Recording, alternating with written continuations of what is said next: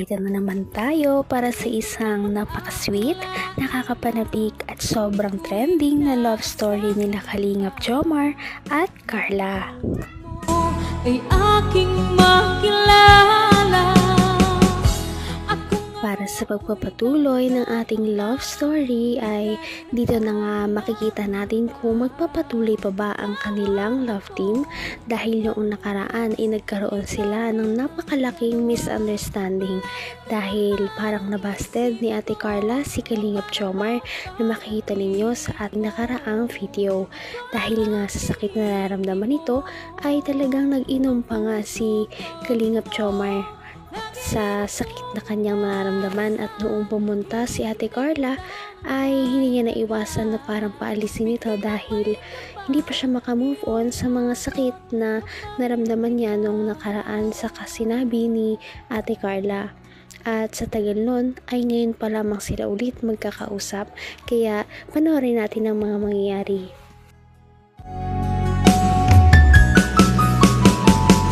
Ang nais ko lang. So ano, Carla? Okay na ba tayo? Opo, okay na po. Sure yan, ha? Actually, kahit ako medyo nagilty din dun sa ginawa ko.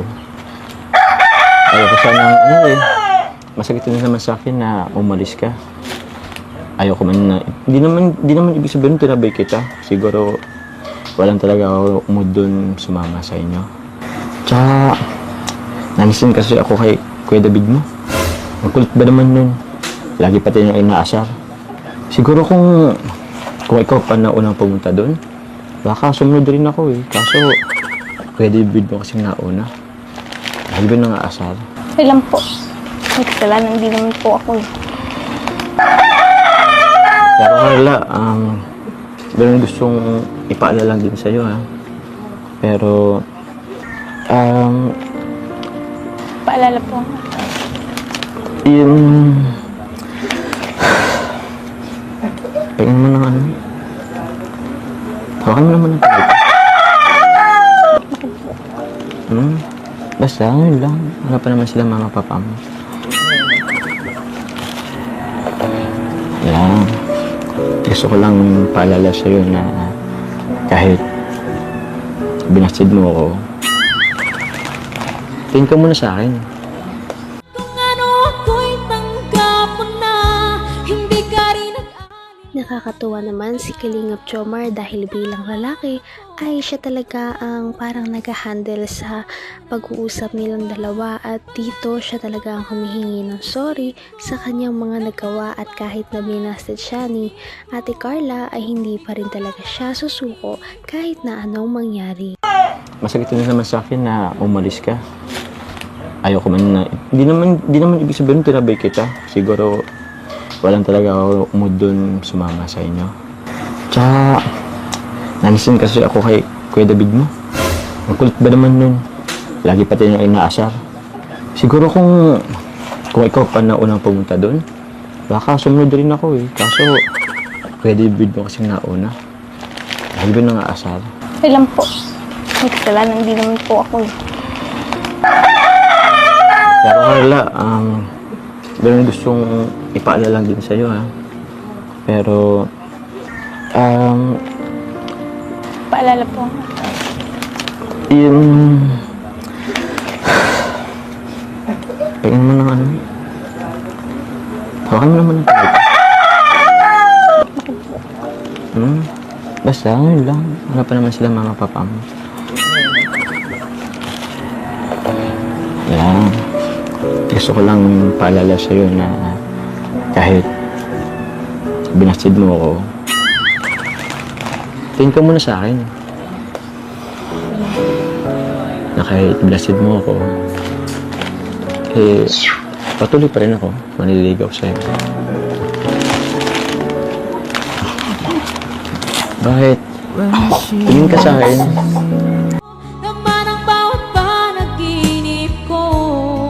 Ikaw lang ang At makikita nga natin na ang pangsusuyo ni Kalingap Jomar ay talagang tumarab kay Ate Carla dahil hindi na niya naiwasan na mapangiti.